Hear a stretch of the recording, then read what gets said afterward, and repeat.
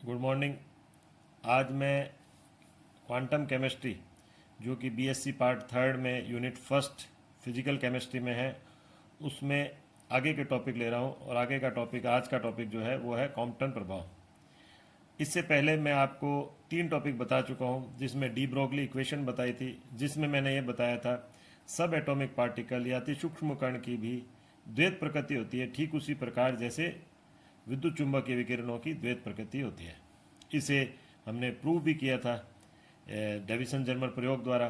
अब हम उसके बाद हमने लिया हाइजेनबर्ग अनसर्टेनिटी प्रिंसिपल, जिसमें मैंने आपको ये बताया था किसी भी गतिशील कण की स्थिति व संवेग एक साथ एक ही समय पर सही सही ज्ञात किया जाना संभव नहीं है।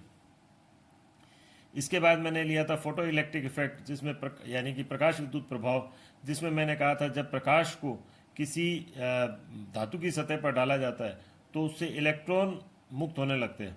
तो ये फोटो इलेक्ट्रिक इफेक्ट होते हैं, क्योंकि इलेक्ट्रॉन मुक्त हो रहे हैं यानी धारा का प्रभाव हो रहा है, यानी प्रकाश के कारण इलेक्ट्रिसिटी का प्रभाव हो रहा है, तो हम उसे कहते हैं प्रकाश विद्युत प्रभाव। अब यहाँ हमने जो नया टॉपिक लिया है वो है कॉम्पटन प्रभाव। इस कॉम्पटन प्रभाव ये जो मैंने एक चित्र के द्वारा भी समझाया है, यानी कि जब एक्स किरण को किसी पदार्थ पर या सब्सटेंस पर आपतित किया जाता है तो एक्स किरण उस पदार्थ के परमाणु में से इलेक्ट्रॉन को तो उत्सर्जित कर देती है। यानी एक्स किरण क्या करती है, एक्सरे क्या करती है, इलेक्ट्रॉन को तो उत्सर्जित कर देती है। और लेकिन अब चूंकि उसने कुछ ऊर्जा उसको प्रदान कर दी, तो जो विवर्तित एक्सरे जो हमें मिली या स्कैटर्ड जो एक्सरे मिली, उसकी ऊर्जा भी अब क्या हो जाती है, कम हो जाती है, क्योंकि उसने कुछ ऊर्जा किसको दे दी, इलेक्ट्रॉन को मुक्त करने में प्रदान कर दी। तो यानी विवर्तित एक्सरे की अगर ऊर्जा कम हो गई तो हम जानते हैं ई बराबर क्या होता है, एच न्यू, या हम यूं कह सकते हैं एच सी अपॉन लेमडा। तो अगर मान लो एनर्जी बढ़ गई तो लेमडा घट जाएगा, एनर्जी घट गई तो लेमडा क्या हो जाएगा, बढ़ जाएगा। तो विवर्तित जो एक्सरे होगी उसका लेमडा का मान बढ़ जाता है। यानी हमने उसको किससे दिखाया, लेमडा डैश और लेमडा से। तो विवर्तित एक्स किरण की तरंग दैर्ध्य, और यहाँ हमने लिखा आपतित एक्स किरण की तरंग दैर्ध्य से ग्रेटर है। ये मैंने इसकी जो स्टेटमेंट है वो भी लिखा है। जब एक वर्णी हमें पता है मोनोक्रोमेटिक एक्सरे, यानी कि जिसका जो लेमडा परास है वो कम हो, को किसी पदार्थ की सतह पर आपतित किया जाता है तो ना केवल पदार्थ से इलेक्ट्रॉन का उत्सर्जन होता है, बल्कि विवर्तित एक्स किरण की ऊर्जा भी आपतित किरण की तुलना में कम हो जाती है, अर्थात लेमडा का मान बढ़ जाता है। ये हमने उनके बीच में जो एंगल बताया है, जो विवर्तित एक्सरे वो थीटा एंगल से हमने उसको विवर्तित करके बताया। नेक्स्ट आगे आते हैं। अब ये जो तरंग दैर्ध्य विस्थापन है, यानी लेमडा डैश माइनस लेमडा जो हमने कहा है, जो तरंग दैर्ध्य विस्थापन है, तो डेल्टा लेमडा से हमने उसको बताया बराबर H upon M C one minus cos theta. इस फॉर्मूले के आधार पर हमने उसे दर्शाया। अब थीटा यहाँ पर क्या हो सकता है, 0 भी हो सकता है, थीटा क्या हो सकता है, 90 भी हो सकता है, थीटा 180 भी हो सकता है। हमने 3 कंडीशन लिए, इसके अलावा भी कोई कंडीशन हो सकती है, लेकिन हम तो यहाँ केवल एक बार 3 कंडीशन को ले रहे हैं। तो अगर थीटा बराबर 0 हुआ, यानी कि अगर मान लो ये एक्सरे इसके ऊपर आपतित हो रही है, पदार्थ पर, सब्सटेंस पर या एटम पर जो है वो इंसिडेंट हो रही है, तो थीटा 0 का मतलब हुआ कि वो वैसे की वैसे ही निकल गई, वैसे की वैसे ही निकल गई। तो यानी कि कोई उसमें एक तरह से अगर कोस 0 यहाँ रखते तो 1 आ गया, यानी लेमडा डैश बराबर लेमडा ही रहा। तो यानी उसने कोई इलेक्ट्रॉन का उत्सर्जन नहीं करा और सीधी की सीधी निकल गई। तो ये लेमडा डैश बराबर लेमडा हो गया, यानी प्रकीर्णित या विवर्तित एक्स किरण की तरंग दैर्ध्य किसके बराबर हो गई, आपतित एक्स किरण की तरंग दैर्ध्य के बराबर।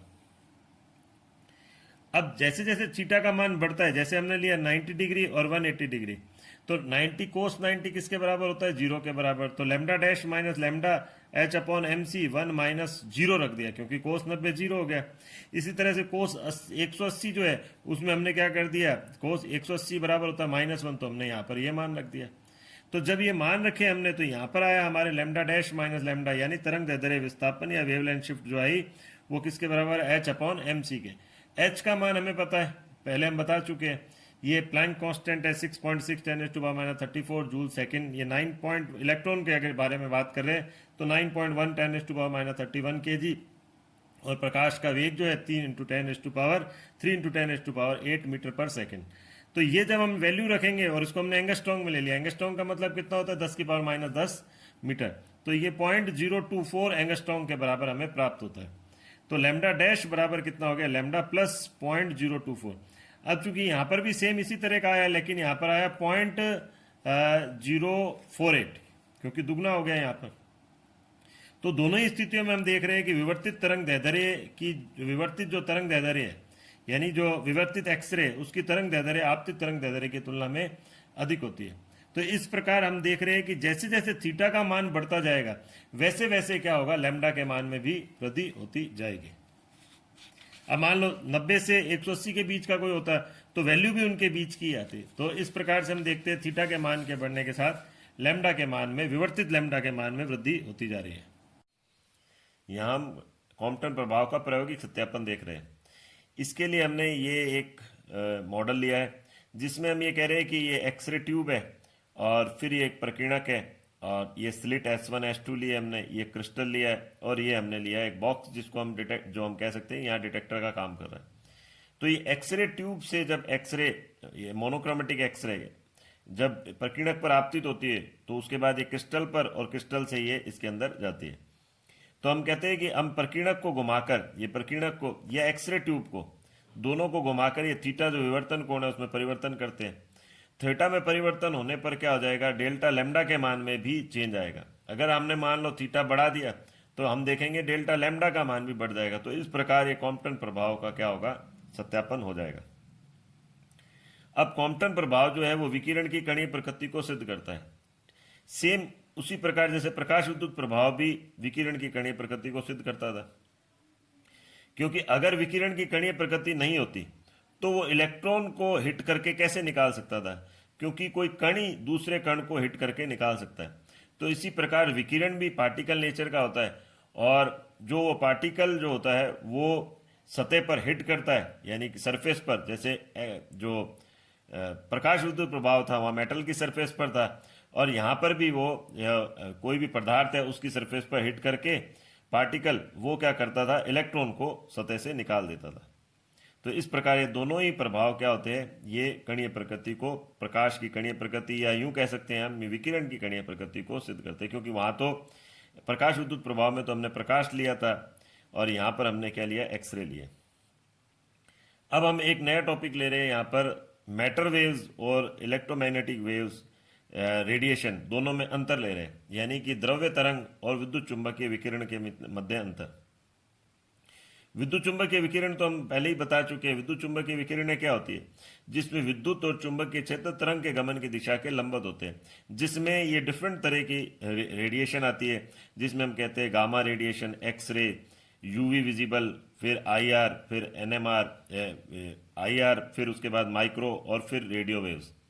अब यहाँ पर जो इलेक्ट्रोमैग्नेटिक रेडिएशन है वो तो आ गई इस प्रकार से, और मैटर वेव कौन सी हो गई, यानी जो कण से संबद्ध होती है। जैसे हमने डी ब्रोगली के लिए कहा था, डी ब्रोगली ने क्या कहा था कि जो पार्टिकल होते हैं वो भी द्वैत प्रकृति को दर्शाते हैं, वो किसके समान गमन करते हैं, वो तरंग के समान गमन करते हैं। तो अब इनमें क्या होता है, वेग कम होता है, यानी इनका तो वेग अत्यंत कम होता है, जबकि इसका वेग क्या होता है, अति उच्च होता है। तो इसका वेग कम है और इसका वेग उच्च है, तो इसका उच्च किसके बराबर हो गया, 3 × 10⁸ मीटर पर सेकेंड। तो मैटर वेव का वेग कम है, जबकि ईएमआर का वेग उच्च है, वो है प्रकाश के वेग के बराबर। ये जो वेव होती है निर्वात में गमन नहीं करती, जबकि ये वेव जो होती है वो निर्वात में भी गमन कर सकती है। अब निर्वात में कैसे, जैसे हम देखते हैं सूर्य से जो है प्रकाश आता है, तो प्रकाश भी क्या है, इलेक्ट्रोमैग्नेटिक रेडिएशन है। तो ये निर्वात में होता हुआ ही आता है, तो ये वैक्यूम में मूवमेंट कर सकती है, ये वैक्यूम में मूवमेंट नहीं कर सकती। ये कण से संबद्ध होती है, यानी एसोसिएट विद द पार्टिकल, परंतु ये नहीं होती।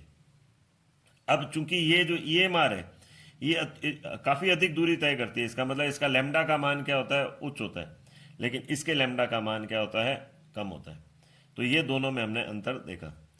अब इसके बाद आज हम इतना ही लेंगे, और इसके बाद जो हम क्लास लेंगे उसमें हम साई एवं साई स्क्वायर की सार्थकता बताएंगे, यानी significance of Sai and Sai square, और फिर श्रोडिंगर इक्वेशन जो कि क्वांटम यांत्रिकी का मूल आधार है उसकी व्याख्या करेंगे।